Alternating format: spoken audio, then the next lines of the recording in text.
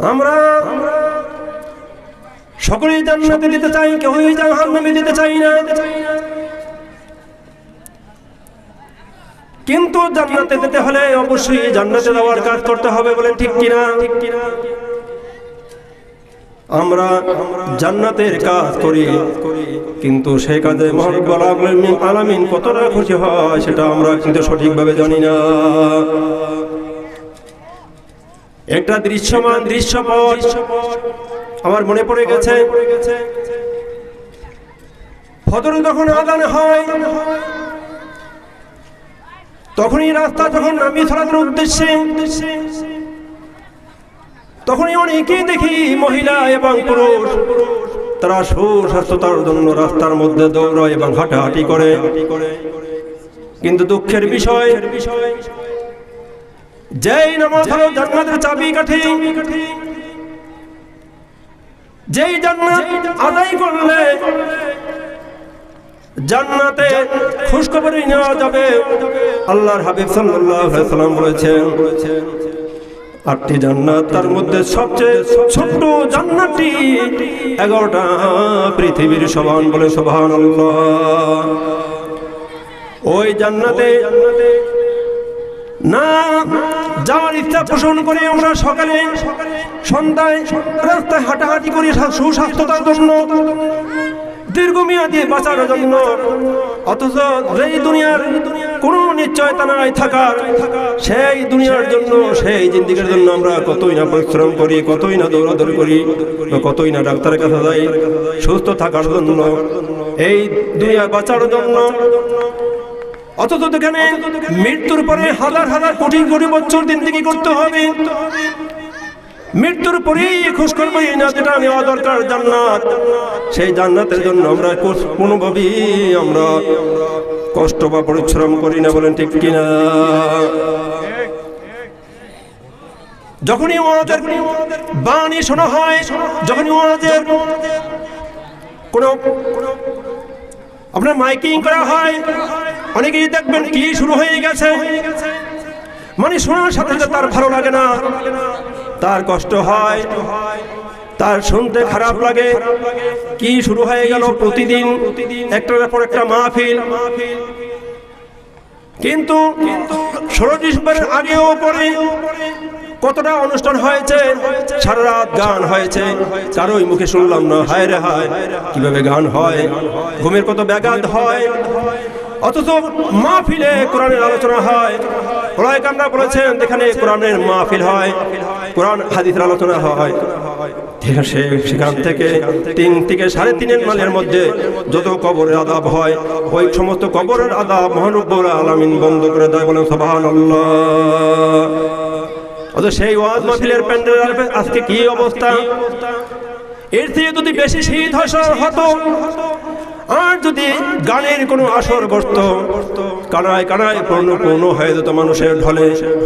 কিন্তু অত্যন্ত দুঃখের বিষয়, কি সুন্দর করে সাজানো হয়েছে এই সাউতুল কোরআন হিফজ মাদ্রাসার প্রাঙ্গণ, অথচ যেখানে কানায় কানায় পূর্ণ হওয়া দূরে থাক, যেখানে 100, 150, 200 থেকে 200 লোক হবে, সেই লোকগুলো এখানে প্রাঙ্গণে নেই। অথচ দূর দূরান্ত তখন এই অবস্থান করছেন। আমরা জান্নাত চাই, শুধু মুখেই জান্নাতের কথা বলি, কিন্তু মুখের সাথে আমাদের কলিজার কোনো খবর নেই, কোনো কলিজার কোনো মিল নেই। যদি মুখের সাথে অন্তরের যদি মিল থাকতো, আজকে ওয়াজ শুরু হওয়ার সাথে সাথে এই ওয়াজের প্যান্ডেলটা পরিপূর্ণ হয়ে যেত, বলেন ঠিক কিনা? এটা হলো জান্নাতের বাগান। এই বাগান থেকে খোঁজখবর নেওয়া যাবে। তোমরা যেখানে দূর দূরান্তে অবস্থান করছো, দোকানে বসে আছো খবরের অপেক্ষায়, কেউ বা কোনো দৃশ্যপট দেখে আনন্দ ফিল করার জন্য, আমি অনুরোধ করব আজকে এই মাহফিলের প্রাঙ্গণে চলে আসুন, একটি কোরআনের আয়াত, একটি হাদিসের বাণী নিয়ে যান, আপনার জীবনটা উজ্জ্বল হয়ে যেতে পারে, বলেন ঠিক কিনা? এই দুনিয়াতে হুমায়ুন আজাদ, আহমেদ শরীফ, তসলিমা নাসরিন সহ অসংখ্য মুনাফিক মুশরিক এই দুনিয়াতে ছিল। হুমায়ুন আজাদ কত না কটাক্ষ করে ইসলামকে নিয়ে কটাক্ষ করে কথা বলেছে। হে হুমায়ুন আজাদ দুনিয়াতে নেই। হে হুমায়ুন আজাদের এমন অবস্থা হয়েছে, জানাজা এত দূরে থাক, তার যে জানাজা হবে কেউই তার জানাজা পড়ে নাই। কুকুরের মতো রাস্তায় পড়েছিল, কেউই জানাজায় অংশগ্রহণ করে নাই। এই যুগে যুগে এই সময়ের কালে যারাই কোরআন হাদিসের বিরুদ্ধে কথা বলেছে, কোরআন হাদিসের বিরুদ্ধে যারা অনুসন্ধান করেছে, কোরআন হাদিসের বিরুদ্ধে যারা পায়তারা করেছে, তারা এমন ভাবে মৃত্যু হয়েছে, এমন অপমানিত লাঞ্ছিত হয়ে মৃত্যুবরণ করেছে, যেটা এই সমাজবাসী দেখেছে এবং দেখবে, বলেন ঠিক কিনা? যাই হোক, মহান রব্বুল আলামিন পবিত্র গ্রন্থ আল কোরআন দান করেছেন। এই আল কোরআনকে আমাদের আঁকড়িয়ে ধরতে হবে।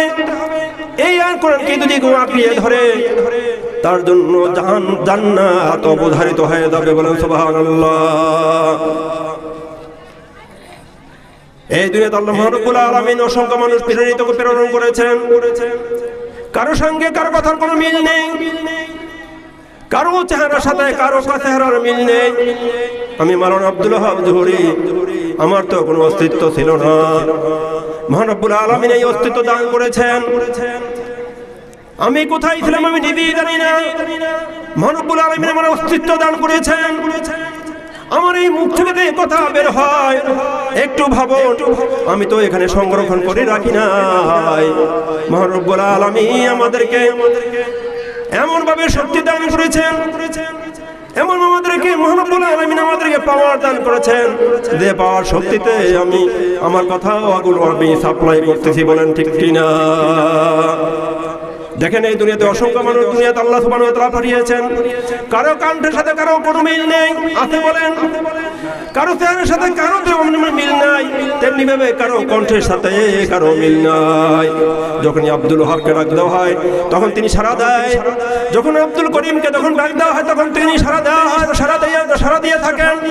যখনই হাসিনা বেগমকে ডাক দেওয়া হয় তখন হাসিনা বেগম সাড়া দিয়ে থাকেন।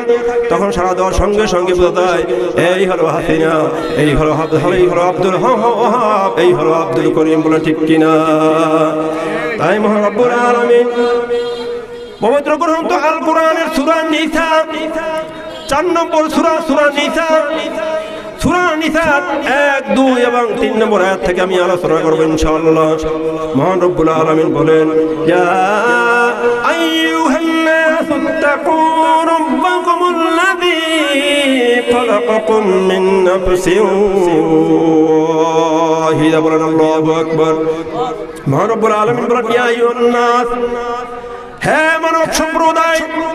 এখানে কিন্তু আল্লাহ বলে নাই ইয়া আইয়ুহাল্লাযীনা আমানু, ঈমানদারদেরকে নির্দিষ্ট করে মহান রব্বুল আলামিন বলেন নাই, ঈমানদারদেরকে উল্লেখ করে বলে নাই। আল্লাহ বলেন ইয়া আইয়ুহান নাস, ইনসানের বহু বচন নাস। আল্লাহ মানব সম্প্রদায়কে আল্লাহ বলেছেন অত্তাকু রাব্বাকুম, ভয় করো তোমার সত্তাকে, ভয় করো তোমার প্রতিপালককে। আল্লাযী খালাকাকুম মিন নাফসিন ওয়াহিদা, যেই মহান রব্বুল আলামিন তোমাদেরকে একজন থেকে সৃষ্টি করেছেন, বলেন আল্লাহু আকবার। কয়জন থেকে সৃষ্টি করেছেন মহান রব্বুল আলামিন? একজন থেকে সৃষ্টি করেছেন, হযরত আদম আলাইহিস সালাম। বড় ঘটনা ওইদিকে যাব না, ব্যাখ্যা বিশ্লেষণে যাইতে গেলে অনেক সময় প্রয়োজন। মহান রব্বুল আলামিন আদমকে একজন সৃষ্টি করেছেন। এরপরে আদম থেকে আদমের বাম পাদের বাঁকা দুর্বল হাত থেকে মহান রব্বুল আলামিন মা হাওয়াকে সৃষ্টি করেছেন। এই হলো দুইজন। এরপরে আল্লাহ বলেন ওয়া খালাকা মিনহা যাওজাহা ওয়াসা মিনহুমা রিজালা। আল্লাহ বলেন আমি মহান রব্বুল আলামিন খালাকা মিনহা, ওই দুইজন থেকে এই স্বামী এবং স্ত্রীর মাধ্যমে অবাসা মিনহুমা রিজালা, অসংখ্য নারী এবং পুরুষ আমি সৃষ্টি করেছি এই দুনিয়াতে, বলেন সুবহানাল্লাহ।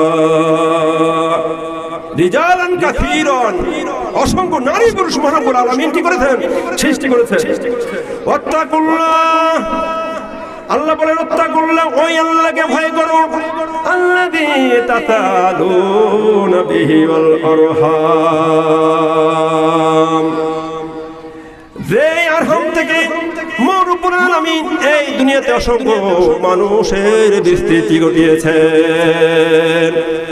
এরপরে আল্লাহ বলেন ওয়াতুল ইয়াতামা, ওয়াতু তোমরা দিয়ে দাও, প্রদান করো, ইয়াতামারাহুম, ইয়াতীমদের যে সম্পদ তোমাদের মধ্যে যে সংরক্ষণের জন্য দায়িত্ব দেওয়া হয়েছে সেই সম্পদকে তোমরা গরিবদেরকে দিয়ে দাও। কার কথা? আল্লাহর কথা। ওয়ালা তাবাদদুল খাবিসা বিত-তাইয়্যিব, আল্লাহ বলেন তোমরা অপবিত্রের সাথে পবিত্র তোমরা সংমিশ্রণ করো না। মানে গরিবদের যে সম্পদ রয়েছে ওই সম্পদ হলো পবিত্র সম্পদ, আর তোমরা যদি কোনো অপবিত্র সম্পদ তোমরা কামাই করে থাকো সেই সম্পদের সাথে তোমরা অবৈধ সম্পদ তোমরা সংমিশ্রণ করো না। ওয়ালা তাআকুলু আমওয়ালাহুম ইলা আমওয়ালিকুম, ওই ইয়াতীমদের সম্পদ তোমাদের সম্পদের মধ্যে তোমরা মিশ্রণ করে তোমরা তা কখনোই ভক্ষণ করো না। ইন্নাহু কানা হুবান কাবীরা, নিশ্চয় হলো এটা মহাপাপ। মহান রব্বুল আলামিন বাবার সম্পদের উপরে যদি সন্তান থাকে 3 জন এবং 4 জন, এবং মেয়ে যদি থাকে 1 জন বা 2 জন, ওই সম্পদের মালিক করে দেয় কে? আল্লাহ সুবহানাহু ওয়া তাআলা মালিক করে দেয়। অনেক সময় দেখা যায় বাবা এক সন্তানকে স্নেহ করে তাকে এক করা জায়গা বা একখানি জায়গা বেশি লিখে দেয়, বলেন ঠিক কিনা? এরকম সমাজের মধ্যে আছে কিনা বলেন? মহান রব্বুল আলামিন কে কত অংশ পাবে এটা মহান রব্বুল আলামিন নিজেই কোরআনের মধ্যে বণ্টন করে দিয়েছেন। মহান রব্বুল আলামিন কখনোই ইখতিয়ার দেয় নাই, কখনোই স্বাধীনতা দান করে নাই, তখনই ক্ষমতা দান করে নাই তুমি তোমার সম্পদে এক সন্তানকে বেশি দিয়ে যাবে, কখনোই আল্লাহ এরকমের কি করে নাই। আল্লাহ এইভাবে স্বাধীনতা দেয় নাই। কিন্তু অনেকেই নিজের সম্পদের বড়াই করে, সে এক সন্তানকে ভালো লাগে এবং সেই সন্তান বাবাকে একটু বেশি দেখে, তুমি ওই সন্তানকে দোয়া করে দাও, কিন্তু তুমি সন্তান তোমার তার সন্তানকে সমানভাবে সম্পদ না দিয়ে এক সন্তানকে তুমি যদি এক অংশ এক বিঘা জায়গা বেশি দিয়ে দাও এবং এক কাঠা যদি জায়গা বেশি দিয়ে দাও, কাল কিয়ামতের মাঠে তুমি জালেম হয়ে উঠবে। বলেন নাউযুবিল্লাহ। কি হয়ে উঠবে? জালিম হয়ে উঠতে হবে। সম্পদের অধিকারী করে দিয়েছেন আল্লাহ সুবহানাহু ওয়া তাআলা। যখনই সম্পদের মালিক মৃত্যুবরণ করে ওই সম্পদের মালিক হয়ে যায় স্ত্রী, সন্তান এবং ছেলে মেয়েরা। বলে ঠিক কিনা? অনেক জায়গায় দেখা যায় ছেলেকে কম দিয়ে মেয়েকে বেশি দেয়, মেয়েকে কম দিয়ে ছেলেকে বেশি দেয়, আছে কিনা বলেন? অনেকেই অনেক সমাজের মধ্যে এবার আছে নিজের ভাই নিজের বোনের সম্পদকে আত্মসাৎ করে বড় হতে চায়, বড় লোক হতে চায়, আছে কিনা বলেন? কিন্তু আল্লাহ বলেন আমি তোমাকে নির্দিষ্ট সময় দিয়েছি, নির্দিষ্ট তোমাকে সম্পদ দিয়েছি, এর চেয়ে বেশি যদি তুমি ভক্ষণ করতে চাও তো চেষ্টা করে দেখো, ভক্ষণ করতে কখনোই তুমি পারবে না। সমাজের মধ্যে অনেকেই আছে জোর জবরদস্তি করে সম্পদ দখল করতে চেয়েছেন, দখলও করেছেন, কিন্তু অবশেষে দেখা যায় সে মনের প্রশান্তি হয়তো জয় করতে পেরেছে, কিন্তু আল্লাহ পরতাদের শান্তি, ওই শান্তি তার মধ্যে কখনোই বিরাজ করে না। বলেন ঠিক কিনা? যাই হোক, আমরা যথাযথভাবে কি এই যে বয়ানগুলো করি এবং কোরআন হাদিসের বয়ান এবং আমল, এই আমল আমরা করবো যথাযথভাবে, আমল করব। আমরা ওয়াজ শুনি, বয়ান শুনি, কিন্তু যথাযথভাবে আমরা কি আমল করি না। এরপরে আল্লাহ সুবহানাহু ওয়া তাআলা বলেন ওয়াইন খুফতুম আল্লা তুকসিতু ফিল ইয়াতামা, ওয়াইন খুফতুম তোমরা যদি ভয় পাও, ভীত সন্তুষ্ট হও, আল্লাহ তুকসিতু ফিল ইয়াতামা, ইয়াতীমদের ব্যাপারে তোমরা ন্যায় বিচার করতে পারবে না, ফানকিহু মা তাবা লাকুম মিনান নিসা,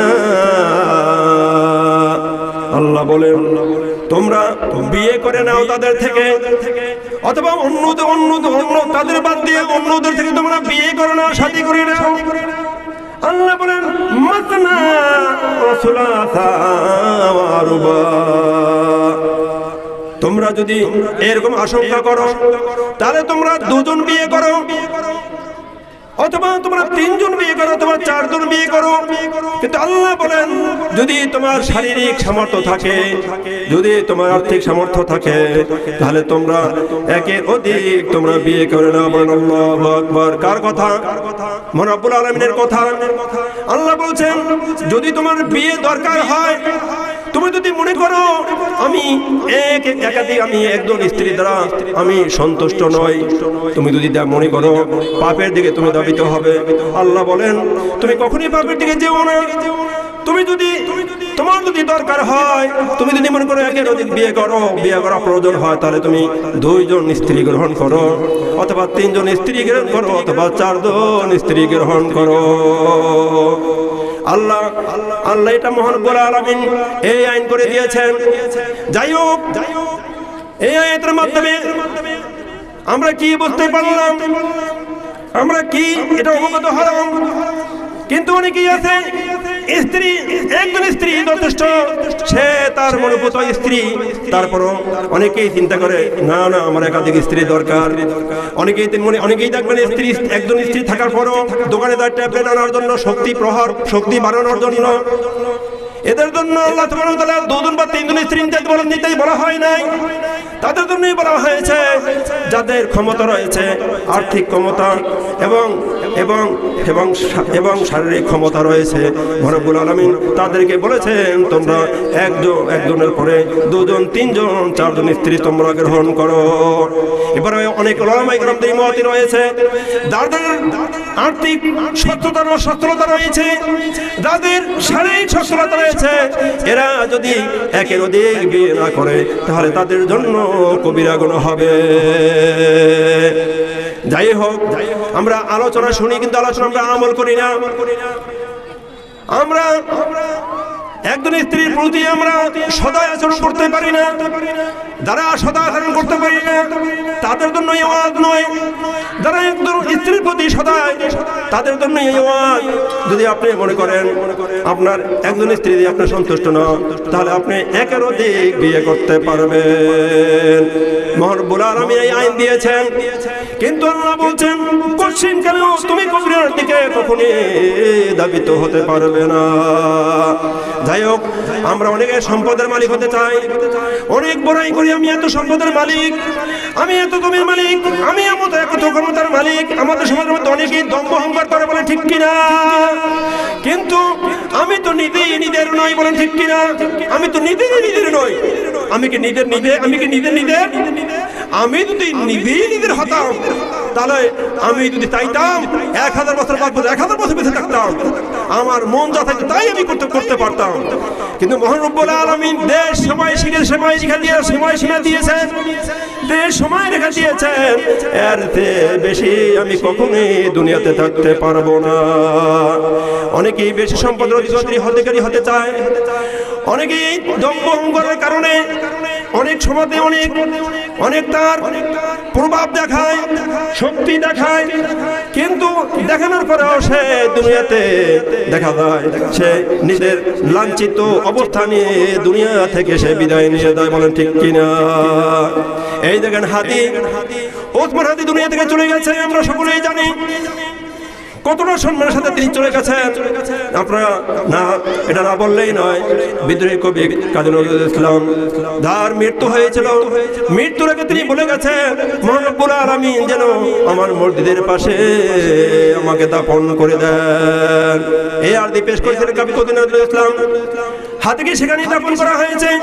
কবি কাজী নজরুল ইসলাম তিনি তার বাসায় বলে গেছেন, মসজিদেরই পাশে আমার কবর দিও ভাই, মসজিদেরই পাশে আমার কবর দিও ভাই, যেন গর হাতেও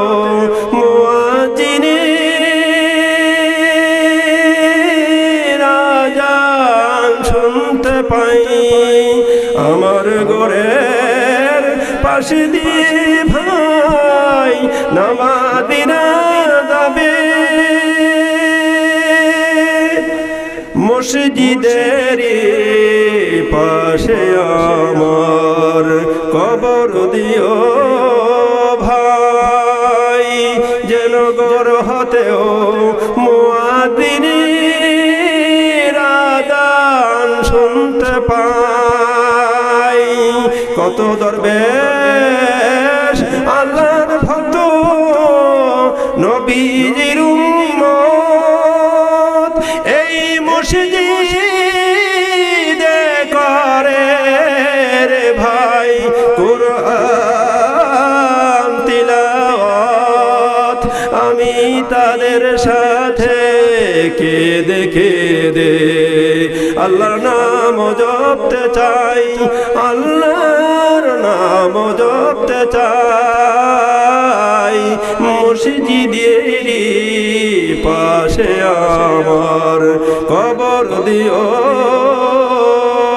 ভাই। সকলে আমিন। দেখেন কবি কাজী ইসলাম তিনটা সুরে সুরে এই গজলটি পরিবেশন করে গেছেন। রব্বুল আলামিন তার প্রার্থনাকে আল্লাহ কবুল করে দিয়েছেন। যাই হোক, আমরাও আল্লাহর কাছে প্রার্থনাই করব আমাদের জন্য কবর হয় কোথায়? মসজিদের পাশে। কোথায়? মসজিদের পাশে। আমা আলাইনা আল বালাগ। আসসালামু আলাইকুম ওয়া রাহমাতুল্লাহি ওয়া বারাকাতুহু।